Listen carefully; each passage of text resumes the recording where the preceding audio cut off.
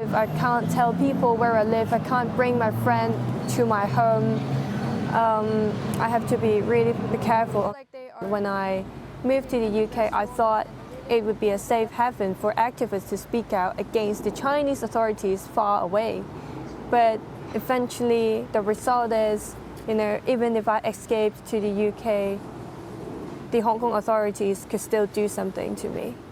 20-year-old Chloe Chung is a wanted woman with a bounty of $1 million Hong Kong dollars for her arrest for speaking out against the Chinese regime.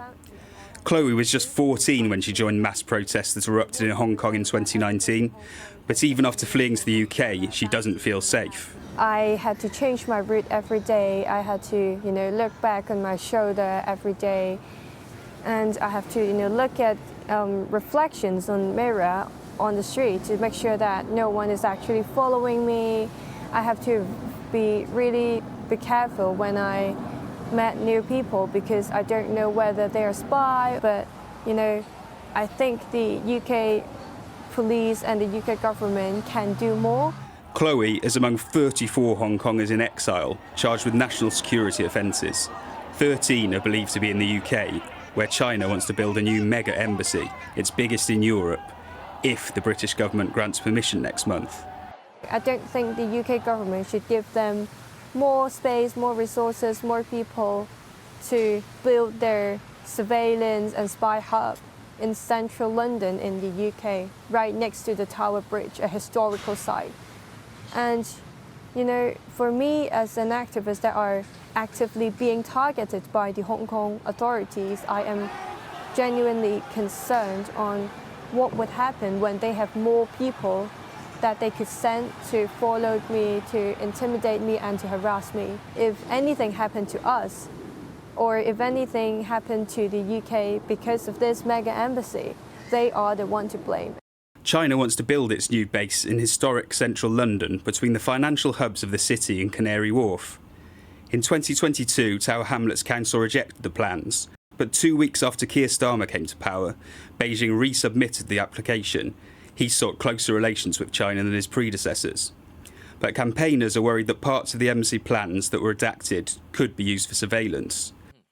The Met Police say it takes transnational repression extremely seriously, but Fin Lau believes he's already been targeted on the streets in West London.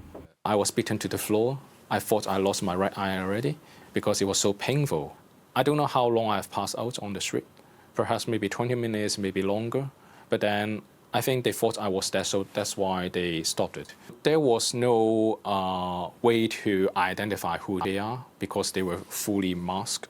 But there are different kind of circumstantial evidences related to that incident. I would say is getting more and more likely that it's directly related to the Chinese Communist Party. Hong Kong Chief Executive John Lee has said Fin and other leading activists will be pursued for life. In a nutshell, I don't feel safe in the UK. And if the UK government grant a green light towards the Chinese embassy plan, it seems like the UK government is rewarding Beijing for its transnational repression towards dissidents here. Mega embassy, go away. Not in London, not today. China's London embassy says claims the embassy would pose a security risk to the UK are completely groundless. They say attempts to influence the British government's decision on the embassy are despicable and will not succeed. The Hong Kong activists want the British state to do more to protect them, but with Beijing's growing power, they fear authorities won't be able to do enough to keep them safe. Henry Vaughan, Sky News. A Chinese embassy spokesperson says the claim that China's new embassy project poses a potential security risk to the UK is completely groundless and malicious slander, and we firmly oppose it.